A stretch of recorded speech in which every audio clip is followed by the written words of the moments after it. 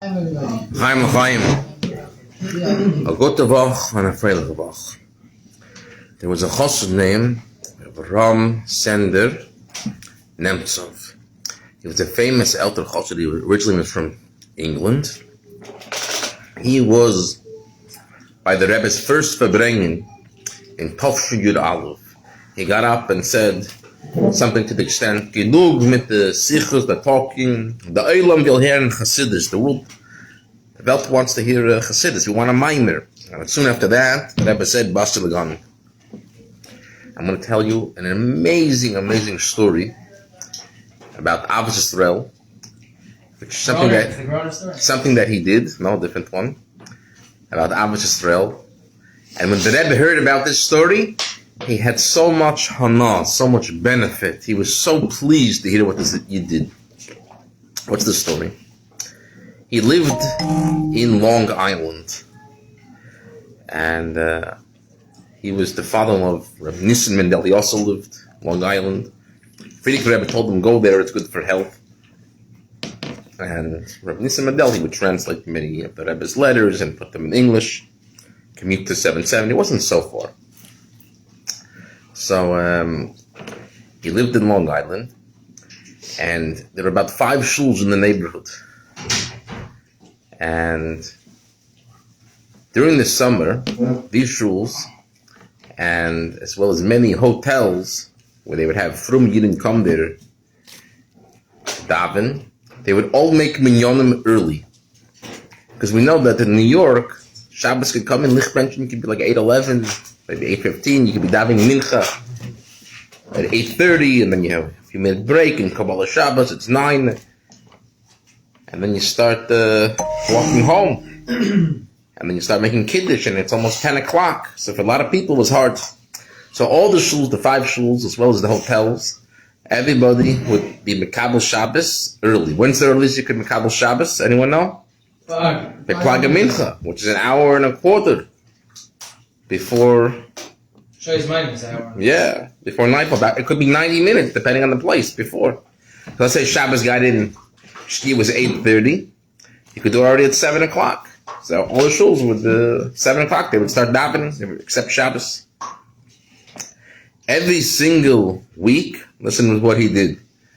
Rabbi Sender Nemtsov. He would beg people. He would say, please, let's make a minyan after Shkia. Let's not do l'chuna, no, he said Shkia. But I'll get to the story why it was Shkia, not Seis. He said, let's do it after Shkia. And people would say, no, you're crazy. You want to wait till 8:30? Come on, 7 o'clock, let's go home. We can start the meal already.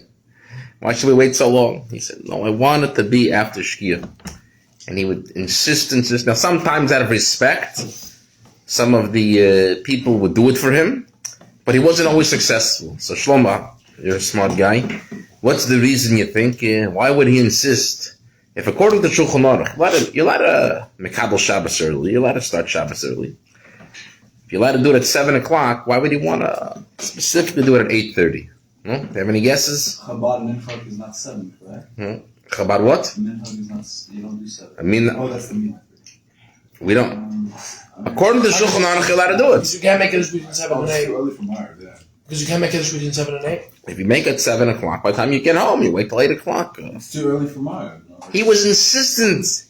With Mesiras Nefesh, he said, that has to be, please. And he went one. He was done on Sunday. And Monday night calls, will you come to my minyan? You come, and gather and pull. There were like maybe 5 shuls, and there were like maybe 10 hotels where Yidden would make in the conference room or the cafeteria, and he would tell him, no, it's too late, and he would push, and sometimes he was matzliach, he was successful. To do it in camp, because the problem is if you're taking Shabbos early, the whole town has to take Shabbos early. Aha! So Mendel Katzov figured it out. So what happened? In this town, when he was in Long Island, there were many Yidden who were not yet frum. And they would drive and use the phones and electricity, whatever they did in the whole Shabbos. So Rabbi Sender said, Mela, 25 hours from 8:30 when Shkia is to whatever Shabbos gets out, The Mechal Shabbos part of the time. Why do we have to add another hour? Why do we have to make it instead of 8:30? Why should we make it 7 o'clock? If everybody in the town, like Mendel said, is going to accept Shabbos, it's going to make that's when Shabbos is. I don't want Chil Shabbos for another hour and a half. Why should thousands of people have to Mechal? He told the story, and eventually the Rebbe found out about it, and the Rebbe was very, very happy. He said, such an Avos Yisrael, he cares so much about a Yid. These Yidden, it seems like they're not going to keep Shabbos anyway. So why does it matter? Once they're breaking Shabbos from 8, okay, another hour and a half, what's it gonna do? And he says, no, I don't want it to start. It's a big deal. And the Rebbe had a lot of hanal from this. He was very happy from it. This reminds me of another story. Rabbi Moshe Kotlarski, he passed away this week. Really a very, very special Jew. I had the privilege to meet and discuss his yeshiva with him a lot, even the last year. Mit Hashem, we were looking at buildings and trying to perfect spots, and we had a few meetings together. Rabbi Kotlarski, Rav Gimel Tammuz, our dorm donor Isamar Margaretin, the help of the yeshiva. He met with him, and my brother-in-law Rabbi Mendel Blau. We had a meeting at Beis Tammuz last year. Also, I had the schus. I would go to Rabbi Kotlarski the last 2 years, and I would get shmura matzah from him, which I consider a very, very big deal, because he was the director of Merkaz Lenechina, and he would give me shmura matzah to give to certain Yidden in Florida. I would go, if Nissen, and he would give it to me, and I'd go to his home. I did it 2 months ago. I went to his house, and I picked it up, and I delivered it to certain people. And he once went to Caracas, and he was from Berengen. It's in Bochum, the yeshiva there. And he gave a hurrah that he heard from the Rebbe about how to look at Yidden who are not yet observant, not yet frum. So the Rebbe, this is the Rebbe, bring Rabbi Chadakov to give over, the shluchim.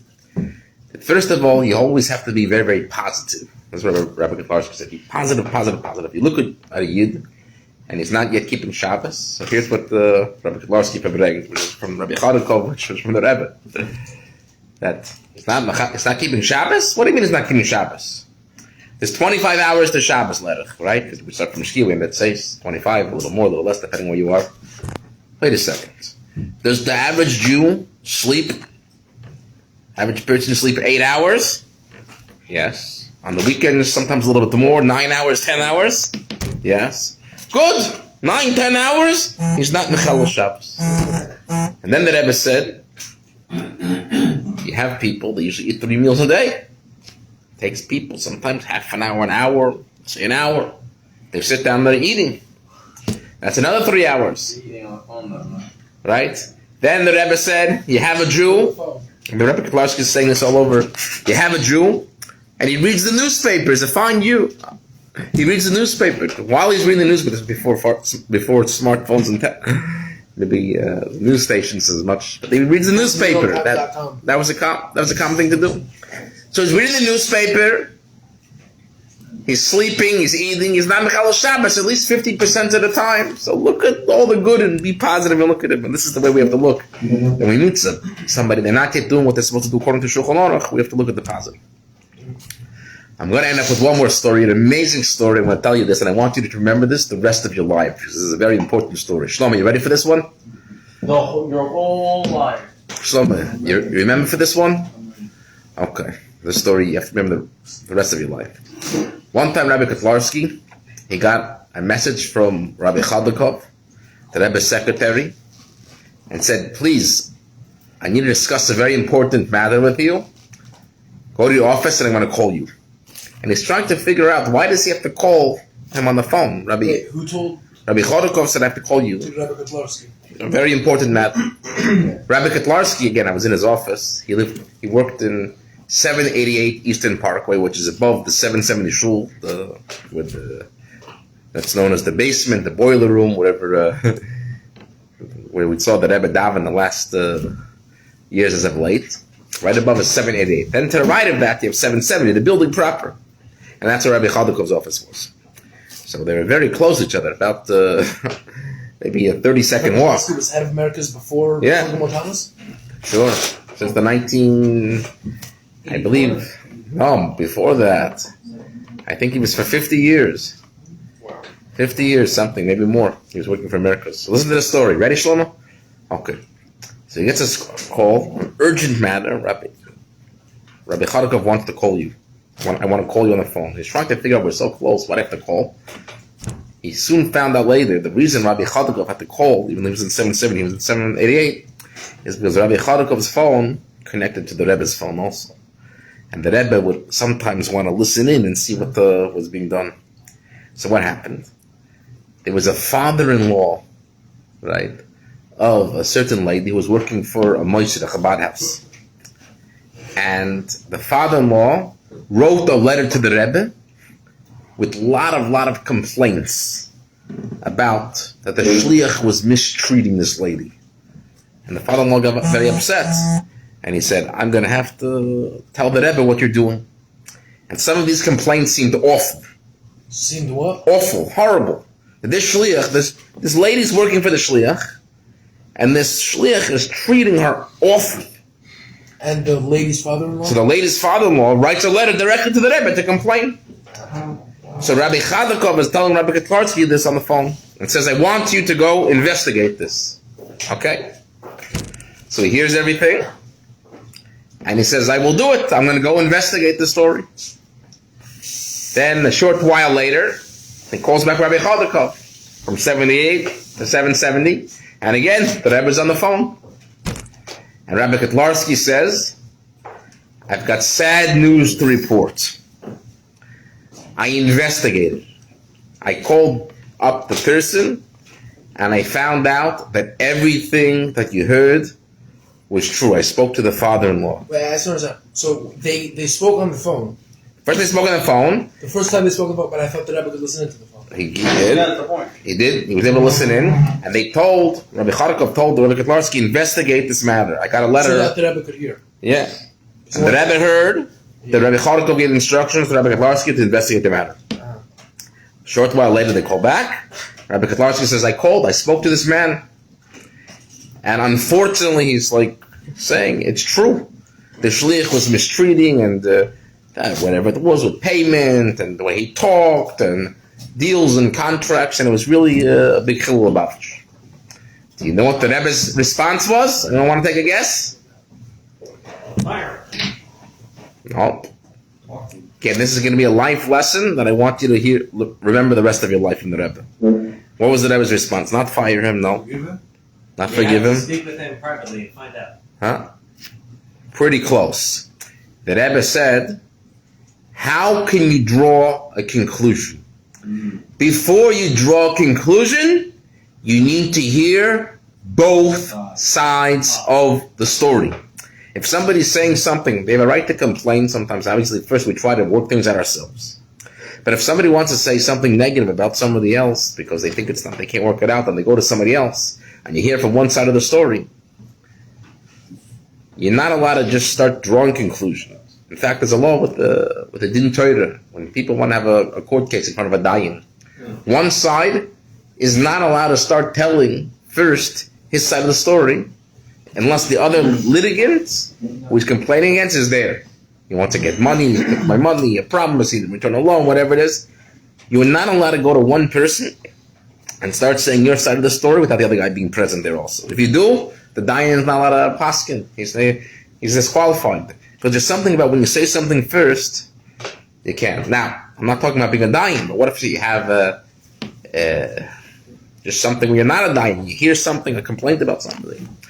You are not allowed to draw any conclusions unless you equally hear the other side of the story. Because if you don't, you have no idea, is it true, could you defend them? That's the way the world works. Right.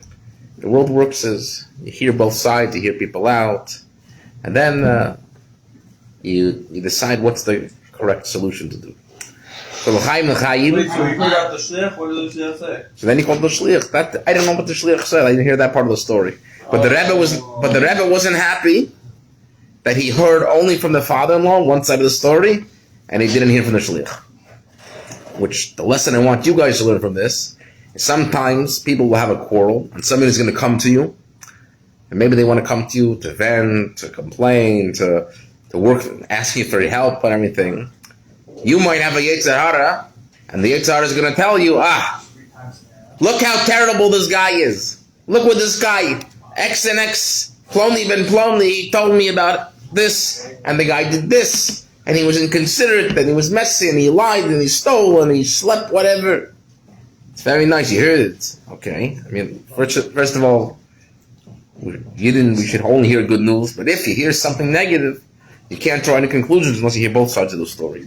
It should be a good Tavach, it's the few days before Kabbalah Torah. We say Kabbalah Torah b'simcha b'pnimius. We should increase in our Avos Yisrael. And the Ezras Hashem, we should already, in the same time there was Matan Torah the first time, and Hashem came down on Har Sinai and revealed himself, which had already happened now. Amen. Before Shavuos, with B'yis Mashiach Tzidkeinu, B'mheir v'ameinu, L'chaim. Amen.